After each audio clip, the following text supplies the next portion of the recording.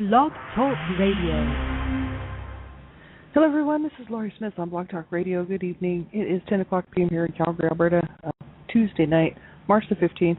I'm glad to be here. This is Child Abuse Prevention and Human Rights Abuse Prevention is Up to Us. 30-minute live internet streaming radio broadcast from blogtalkradio.com, and chat room is open, and I will pop the link in there. It's a PDF that I want to talk about tonight. And thanks, everybody, for tuning in. I changed my shows to Tuesdays and Thursdays and the weekends, just to give myself a bit of a break, and everybody else too. Thanks so much for tuning into all my shows. I really appreciate it. Just for the month of March, I'm just taking a little bit of a break for the month of March. I got extremely tired. I'm working full time and just so busy, and I was just getting tired. And I caught a bad cold, and it took forever to go away. And so I thought, well, I need a break. So I'm just sort of cutting down on a few shows for the month of March. But I should be back on my regular schedule in April, which would be Monday through Friday in the morning, and then the 3 shows in the evening, Monday, Wednesdays, and Fridays, and then the weekend shows. So thanks very much, and we'll get right into this. I'm not a counselor or therapist. I'm just a private citizen paying to do my own shows, and I just want to be one more voice speaking out against child abuse, standing up for child rights, and breaking the silence. You know, nobody wants to talk about abuse. Nobody wants to hear about it. And the reason why, I mean, it's pretty understandable. It's disgusting. It's just absolutely horrifying that, you know, children are going through this stuff. And no, it's a real downer. Nobody wants to talk about it. And yet, you know, these children out here, they certainly don't want to be being abused. They don't want to be abused, right? But they're having it. And the survivors, the adult survivors who actually survived the abuse, they certainly don't want to have to be dealing with what they're going through. I'm a survivor, so I know. That's why I'm doing these shows. So nobody wants to deal with this stuff, but yet we have to. Because it's not going to go away. And so I thought, you know, I can be a voice, because why not? It's going to the abuse I suffered as a child affects my life on a daily basis anyway. So it makes, you know, it matters not if I don't speak out or whether I do or I don't. I'm still going to have to deal with this, the aftermath, and living, you know, with the leftover aftermath of the abuse. So I figured, why not? I'll be a voice, you know, and just one more voice to add to all the others out here. There's some great voices out here. I hope everybody will take a look around and see who's doing what, you know. I mean, I've got a show pretty soon, and I was invited to be a guest, which I wasn't able to connect with because I've been so busy. I need to arrange that with these folks if they still want to have me as a guest on the show. And but this week is impossible, and I haven't even been able to contact them. I'm just so incredibly busy. So I've got guests coming on my show. I'll be a guest on another show, hopefully here soon. And so stay tuned for that. I'll be sure and let everybody know. So yeah, I just want to be one more voice. And Blog Talk Radio is a great platform, a great medium for people to be able to speak out, you know, and stand up for what they believe in and what they feel is right, and what they feel, speak out against what they feel is wrong. And there's a lot of other fun shows on here too that people just tune into, and lots of neat stuff on here. I used to listen a lot more when I had more time, but lately I haven't had really any time to barely just do my shows. That's it. So you know, hopefully I'll have a little bit more time coming up this summer to really be able to do some of the other stuff on here at Blog Talk Radio. This is a great medium for just anything, right? So there is I have some really awesome shows that I'd like to tune into. I just haven't been able to do it. And so, I mean, not even on the weekends. Like, that's how busy my schedule is. It's crazy. So I'm the Canada Regional Director for Dreamcatchers for Abused Children, and we're working, you know, nonstop in our spare time. We're all volunteers, and we all do what we can with the time that we have to try to promote awareness and education regarding child abuse, you know, and try to stop child abuse. So I'm incredibly busy with that. I'm also the CCO for the U.S. and Canada for them as well. And I work full-time, and my sweetheart's terminally ill, and, you know, so there you go. My day is pretty full, and so, you know, I don't have as much free time as I used to have, actually. So, yeah, hopefully maybe this summer things will slow down a little bit. So thanks for being here. You have to listen to at your own discretion to all of my shows. I put a discretionary note on my show page. I hope people will read it. I'm talking about abuse, and I don't sugarcoat it. I just put it like it is. And, you know, abuse is horrible. It's horrific, and there's nothing pretty about it. You can't sugarcoat it. You can't turn it into some sort of pink, glossy, fun thing. You can't turn it into some sort of, oh, isn't this great? We're all talking about abuse. You know, it's like, no, this is absolutely horrific. And the survivor of abuse and watching people be abused, knowing people were abused, abuse amongst even my friends, domestic violence and abuse. I mean, I've just witnessed so much abuse. You know, it's horrific. absolutely horrific. It's not a fun subject. It's not fun to talk about. It's not even fun to deal with. Yet we have to because it's not going away. And if we do something to stop it, it's going to continue. To get involved. So I decided, hey, I'll be a voice. I don't mind.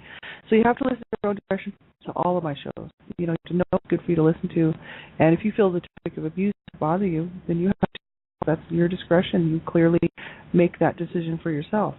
Young people listening to my shows because I believe in protecting children at all times. And, you know, Dream Catchers for Abused Children, we work very closely with the police, with the Child Protection Services agencies, and just about anybody who's doing anything to protect children. And so you have the right to protect it, and you have to know that this show, there's a lot of adult content on my show, a lot of blog talk shows. So you need to have a parent or a caregiver, somebody who has older, can help you make a decision whether you should be listening. And I'm talking mainly about younger children. I don't know how old the people are who are listening to my shows. I may have young children listening in because who knows where the players are and who's listening. I say this on every show, and it's for your own protection because you need to know how to keep yourself safe online, right? And when there's a chat room present, you really need to pay attention to that and know how to keep yourself safe so that you do not become a victim of a child sexual predator. You need to learn to keep yourself safe. The FBI has a great way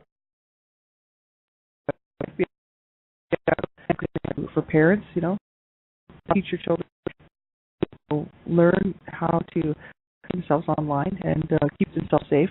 And you can learn how to do that too. It's very important. We'll get right into this show here. And I want to cover this. It's called Child Abuse Neglect by Parents and Other Caregivers. And I saved the PDF. I didn't save the link. I think I got this off the Child Welfare Information Gateway because I actually am on there all the time, the Child Welfare Information Gateway, and that's childwelfare.gov, www.childwelfare.gov. They have some great info on there. That is a really good resource for regarding child abuse and neglect, prevention, you know, helping families, peer families, family to family, you know, just all kinds of good info on there. So I hope everybody will go take a look at their archive, through publications and all of the info that I pulled this from because I'm looking at quite a lot of different material. And so this PDF is like 30 pages long, so obviously we'll be able to cover it all tonight. What I'll do is we'll continue this on, like we'll get through whatever we can, and then we'll do it on next Tuesday and the next Thursday.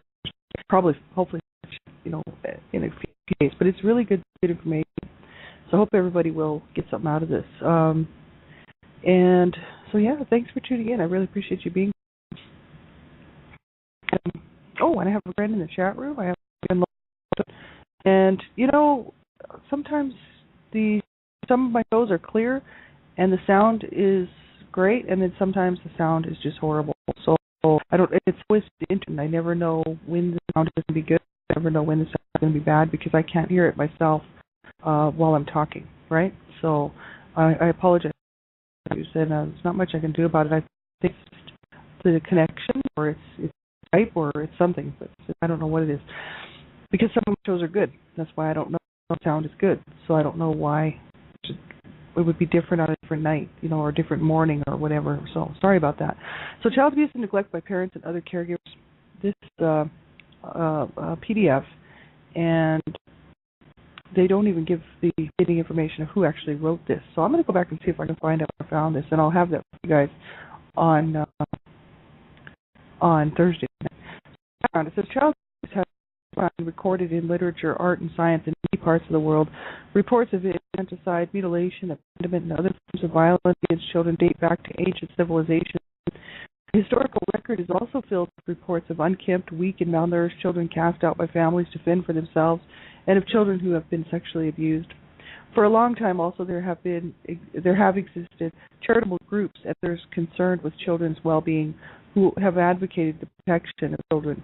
Nevertheless, it did not receive widespread attention by the medical or general public until 1962, the publication of a seminal work, The Battered Child Syndrome by Kemp et al. And they actually go on to talk about the battered child syndrome down here. The term battered child syndrome is a clinical manifestation of serious young children. Now, 4 decades later, there is clear evidence that child abuse is a global problem.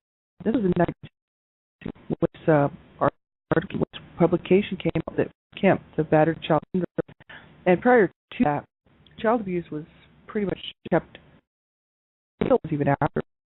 There was a whole lot of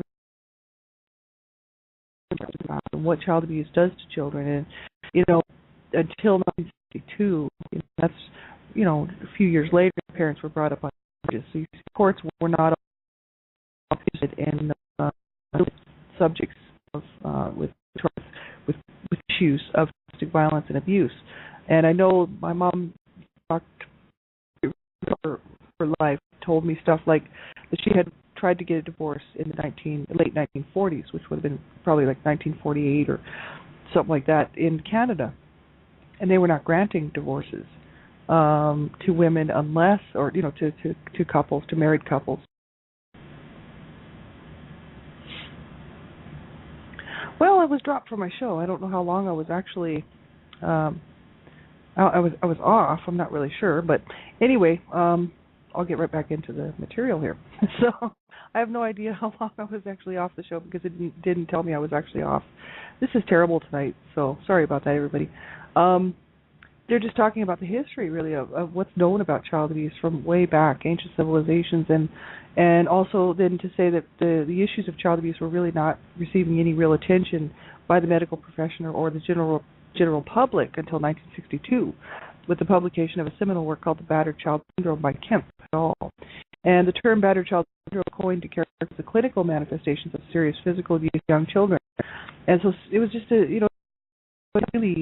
it never really got real attention until many years after that, in like 80s, even 90s, honestly, because in the 70s they were starting to talk about it on TV a little bit. They were starting to kind of show some of the TV series that were out there. I remember watching the old TV series called Adam 12.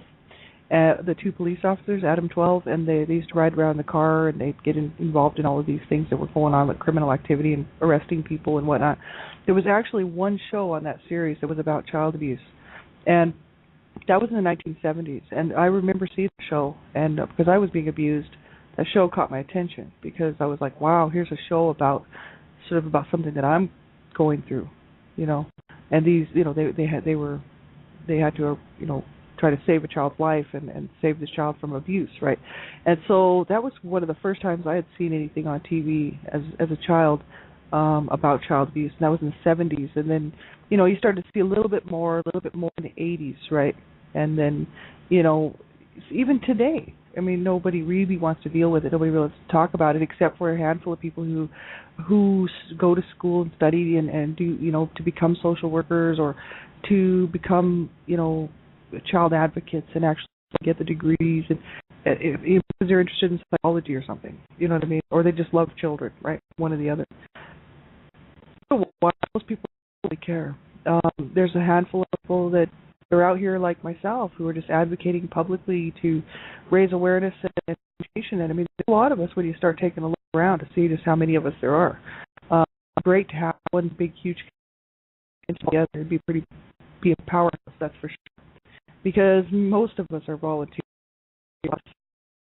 So just doing this because we want to see change. We want to see a better life for children, and we want to see the programs that help prevent and stop child abuse. So it's a huge issue. But this is all relatively new. And child rights didn't even come into play, until like 1940, was it 1948 or something like that? I don't know. There were some treaties signed, and I used to know this because I was studying it in school, but I've actually kind of forgotten the years now. But I mean, it hasn't been all too long.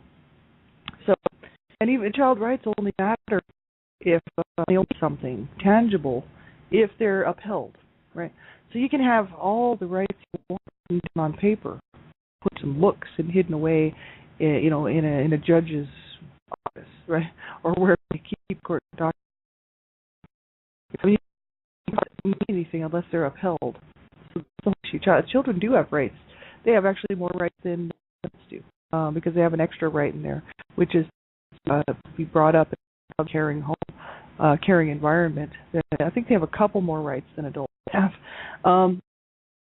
What? They're not a pet. And that's why children are dying. And that's why we see children dying every day around the world. And then it's ridiculous that people are doing what they're doing to children in North America with the programs that are available for parents out there who are struggling. I'll never understand how parents can, or a parent or parents can abuse their children and act like it's their right. It's it's incredibly wrong. Not only is it against the law, but it's wrong. And yet we have people doing this all the time. I mean, it's just heartbreaking because these kids, they never do anything that could warrant abuse. People are killing their children and seriously injury because of bedding, or they spill something on the floor, or they eat a muffin that they shouldn't have eaten. Small babies, little infants and toddlers are being abused and tortured in every way, sexually and everything else. Absolutely horrific. Of course, this has been going on since time began. And I want to see some change. And I'm just one person out here.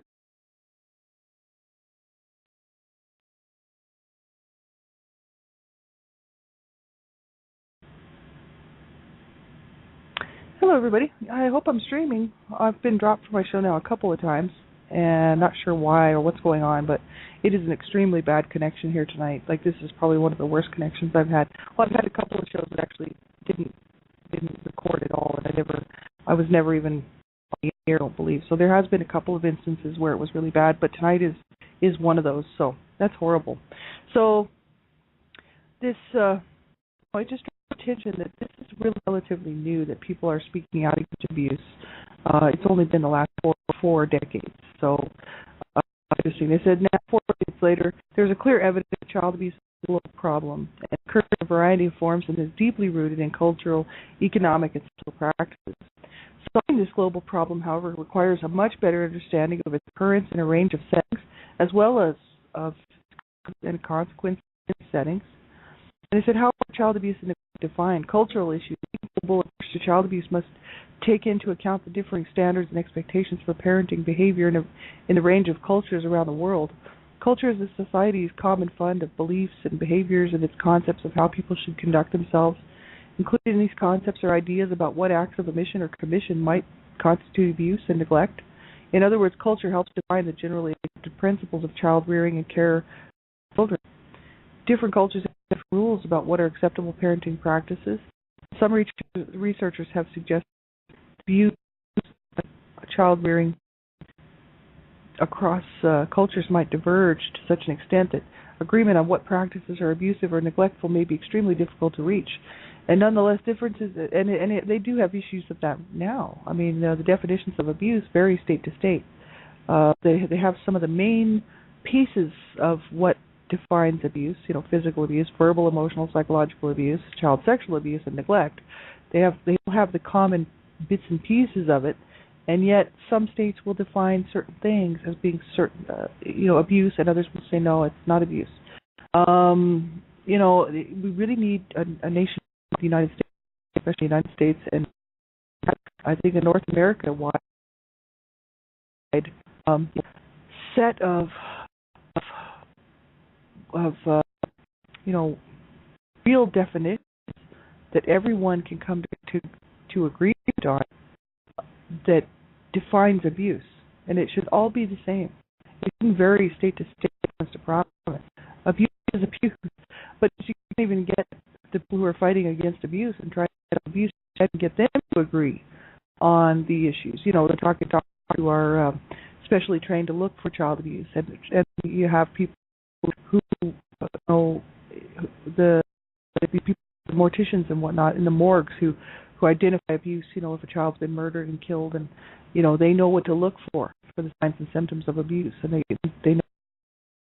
So there's these people that are highly specialized in to look for and understand what abuse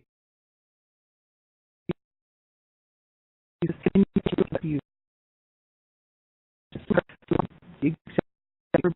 Things. Some people said raping their children is fine.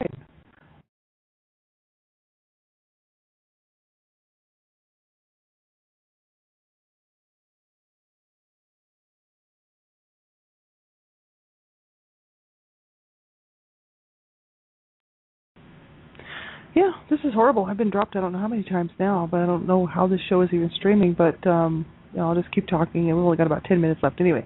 But the thing is a lot of people just don't agree on what abuse is. Some people think that it's okay to rape their children, right? That's what I was talking about before I got dropped there. And it's not. It's against the law. And it's never been right, never will be right. And now we have laws that back it up and say, no, it is absolutely a crime, criminal act. So people, there are people that believe that certain things are okay and they're not. And so how do you get people to come to agreement? It's really tricky. Nonetheless, I said differences in how cultures define what is abuse. Abuse have more to do with emphasizing particular aspects of parental behavior. It appears that there is general agreement across many cultures that child abuse should not be allowed, and virtual unanimity, that's a hard word, in this respect, where very harsh disciplinary practices and sexual abuse are concerned. So this is the issue. Most people agree that severe disciplinary practices and sexual abuse of children. Most people agree that it should not be allowed, and so that's most cultures around the world, right? Types of abuse. The International Society for the Prevention of Child Abuse and Neglect recently compared definitions of commonality in what is considered abuse. And so the WHO, the World Organization Consultation on Child Abuse Prevention, drafted the following definitions of what was done in 1999. So this is quite old. It doesn't matter because the information is still good. They said, child abuse or maltreatment constitutes all forms of physical and or emotional ill treatment, sexual abuse, neglect, or negligent treatment, or commercial or other exploitation resulting in actual or potential harm to the child's health, survival, development, or dignity in the context of a relationship of responsibility, trust, or power. And some definitions focus on the behaviors or actions of adults, while others consider abuse to take place if there's harm or the threat of harm to the child. And that's what I mean by the difference between some states actually have with their laws, and that the threat of harming a child is abuse and is considered against the law, and it's punishable by law. And so even to threaten a child is abuse in some states, but in other states, not so much, right? Just depends on what state you're in, and that's why that's so wrong. Because why should a child have to suffer from one form of abuse in one state just because they happen to be born there? That's where their parents had the child, so they're born there, live there, so they're going to suffer because that state has not brought their laws up to where they should be. To match, a lot of the states who are really working on trying to stop and prevent child abuse and really make an effort to get the laws, straightened out so that they do reflect the crime, right? Because child abuse is a crime, and I'm so glad they finally got that going. It's just so incredibly wrong. No adult wants to be abused, so I can't imagine how anybody would think that a child would want to be abused. And people don't care what they're doing to their children. And I'm speaking mainly about parents here tonight because my parents were two abusers, and they don't care what they're doing to their children, and they don't care that they hurt their children. And many years later, they still don't care. You know what I mean? And I'm speaking from experience, and I know so many people who have grown up abused whose parents did not care. And so this is just, my world, my reality, right? So I know that this is the case for a lot of people out here, for a lot of survivors who have been abused as children. The whole validation is just not there because the parent or caregiver, whoever abused them, many times thought that they were doing the right thing. Even sexual abuse. I mean, there's so many people out there that think it's okay to sexually abuse a child, and it's not. If we didn't have so many people thinking it was okay to sexually abuse a child, we wouldn't have 1 to 3 girls and 1 in 6 boys being sexually abused in some way under the age of 18. So this is the issue. There's a whole lot of really sick and twisted people out there. And they live right next door to you and me. They live right next door, they live down the street. They go to school, they go to the universities. They work with us. They work in the stores. They shop at the same stores that we shop at, and they are raping and molesting and sexually using and exploiting children. And you would never know it because they're not walking around saying, "Oh, hi, I'm a sexual abuser. I'm a child sexual predator, and yeah, my name's so and so." And no, they're not going to come out and say that because they want to be able to keep on doing their dirty little deeds. You know what I mean? And they don't want to get caught because they want to abuse as many children as they can. And so they're not going to wear a sign saying, "Hi, I'm a sexual predator." No, they want to get a hold of children, as many as they can. And so that's so sick and twisted that these people, we're working with them. You don't know who they are, but they're everywhere. 1 in 3 girls and 1 in 6 boys will be sexually abused in some way under the age of 18. And that's a fact. That's the stats. That's exactly what it is. And that's so sad because it's almost 90 to 95% of the time a family member, a parent usually. They did say there's about 33 to 35% of those cases is a parent or guardian, caregiver. And then the other 60% is close relative or someone the child's family knows, friend of the family, someone who babysits the child on a regular basis. The child would know this person or these people. Absolutely horrific. The 5 to 10% is stranger danger, but you still have to watch out for them too, right? Because they are out there. But you really have to watch out for your family, and you have to watch out for your friends of the family, because it's whoever has access to the child that's abusing a child. So whoever has access to the 1 in 3 girls and whoever has access to the 1 in 6 boys that's abusing them, that's who's abusing children. It's whoever has access to these children. And who has access to your children? Good question. If you're a parent out there, you better start asking yourself, who has access to my child? Teachers, not every parent is a bad parent, and not every parent abuses their child. Just like that, not every teacher is a child sexual predator. There's good teachers out there, so I'm not trying to run teachers down. I've had some great teachers in my lifetime, and I've had some awesome teachers. I'm not running teachers down. I'm just saying that a lot of people are living in denial, and they don't want to think that their child could be sexually abused by their own teacher, right? But it does happen, and it's very important, that people, or their coach, or a school counselor, or someone at the church, a church member who gets a hold of the kids on every other Saturday or Sunday or something. You've got to know who your child is with, where your child is. That's where the abuse is going to happen. You also have to watch people within your own home. You bet you do. And a lot of people live in denial. And there's so many times parents know that child sexual abuse is going on, and they just cannot, for whatever reason, bring themselves to acknowledge it and get the child some help. So they live in this unreal world where, it's not happening. It doesn't happen in our home. In the meantime, somebody and so is abusing and sexually using one of the children in the home, or all, or more than one. And this is a fact, and that's why it's hard to stop child abuse, because people will not wake up to the reality of what's going on, where it's happening, where it is, So that's what we have to do. We have to realize that this is a lot of children's reality, and we have to stop child abuse, right? So do what you can, in your own capacity. Thanks, everybody, for being here. I have about a minute left. Thanks, Lone Star Twin, for being here. I appreciate it. I hope you're having a great night. And I just miss you so much.